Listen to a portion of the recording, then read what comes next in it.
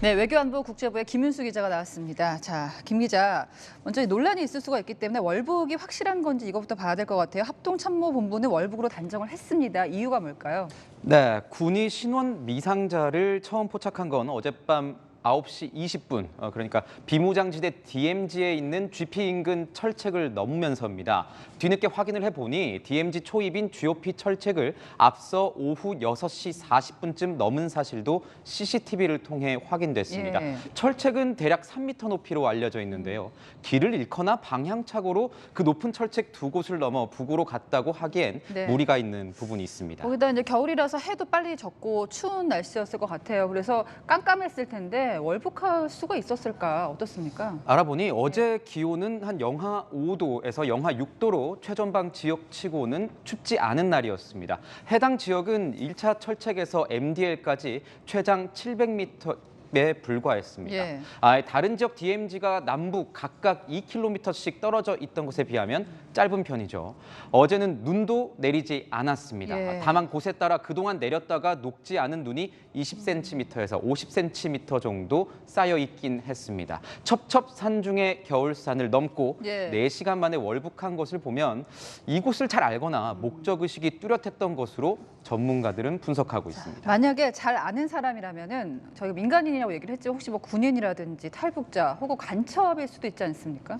네, 말씀드린 대로 현재까지 월북자의 신원은 확인되지 않았습니다. 일단 군은 관할 지역 부대의 병력 인원의 이상이 없다며 군인이 아닌 민간인으로 추정하고 있는데요. 탈북민의 재월북 가능성 등도 확인하기 위해 관련 기관과 확인 중인 것으로 알려졌습니다. 일각에선 지뢰가 작동하지 않은 만큼 이곳 지리에 익숙한 사람일 가능성도 제기하고 있습니다만 높이 쌓인 눈으로 지뢰가 정상 작동을 안 했을 수도 있다는 게 군 전문가의 설명입니다.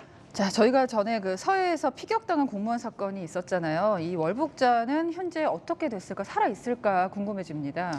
네, 아직까지 북한군의 어떤 특이 동향은 포착되지 않았습니다. 현재 월북자의 생사도 확인할 순 없는 상황입니다. 하지만 코로나19에 극도로 민감한 반응을 보였던 북한의 전례를 보면 안전을 확답하긴 힘듭니다. 앵커께서 말씀하신 대로 2020년 9월에 이 서해 해상에서 실종된 40대 공무원이 북측 해역에서 총격을 받았는데 당시 북한은 국가 비상 방역 규정에 따른 조치라고 주장했었습니다. 또 같은 해 7월이죠. 인천 강화도의 한 배수로를 통해 20대 탈북민이 월북했을 때도 북한은 국가 비상 방역 체계를 최대 비상 체제로 격상했었습니다. 공무원 같은 경우는 유족들이 월북이 절대 아니라고 주장하고 있는 상황이고요. 해당 지역에서 그렇다면 이런 일이 한두 번 발생한 게 아닌데요. 이번에 이 월북 사건이 발생한 22사단은 일명 별들의 무덤으로 불립니다. 2012년 노쿠 귀순, 그리고 재작년 철책 귀순, 지난해 오리발 귀순에 이어 새해 벽두부터 뚜벅이 월북까지 벌어진 겁니다. 자, 그렇다면은 이게 사단장 바꾼다고 해서 해결될 문제는 아닐 텐데요.